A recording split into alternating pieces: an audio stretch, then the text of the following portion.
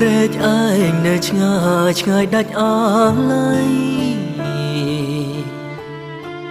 អនុស្សាវរីយ៍ជាប់ដោយរុក្ខជាតិធ្វើមិនដេចនឹងបានឃើញព្រែកឯងទៀនពិតមែនតែរូបខ្ញុំឃ្លានតែចិត្តនៅគួយទៅ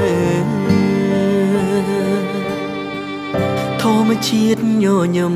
ដែលធ្លាប់រាំងទាំងឥឡូវប្រែភ័ក្រទៅជាសត្រូវក្តីអងសង្ឃឹមជប់នៅដោយភ្លើកិនថាពីថ្ងៃនេះទៅលែងឃើញព្រែកឯងទៀនហាអនុស្សាវរីយ៍ដែលជាប់នៅដោយទេហាំមើលឃើញគ្រាថ្មីថ្មីដើមឈើធំធំដែលម្លប់ត្រឈើលើតែសំលេងរៃថ្លៃពីក្តីអងសង្ឃឹមគូព្រេងដែលខ្ញុំគិតថាមិនព្រួតឥឡូវរលត់ទាំងរូបព្រំអើយនាងធ្វើម្ដេចខ្ញុំមានសង្ឃឹមបើទុំជាខ្ញុំញញឹមក៏មិនស្រងដូចគ្រាដា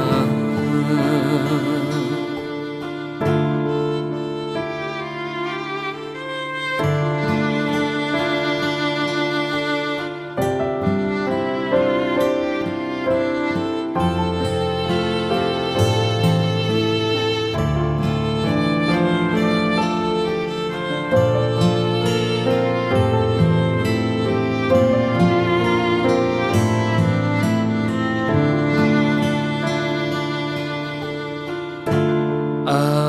នុស្សាវរីយ៍ដែលជាប់នៅដោយទេ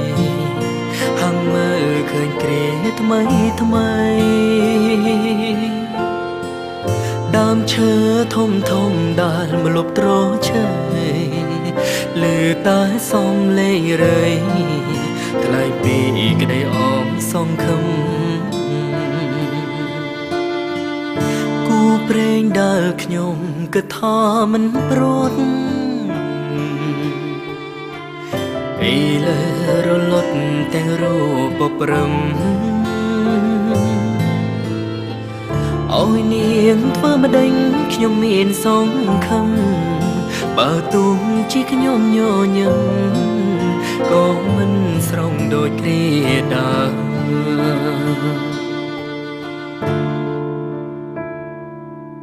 លែងឃើញព្រែកឯងទៀតណាព្រែកឯ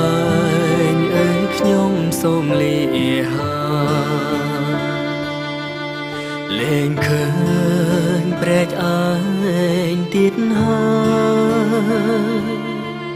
ព្រែកឯងអើយខ្ញុំសូមលាហាលាហាលាហាលាហាលាហា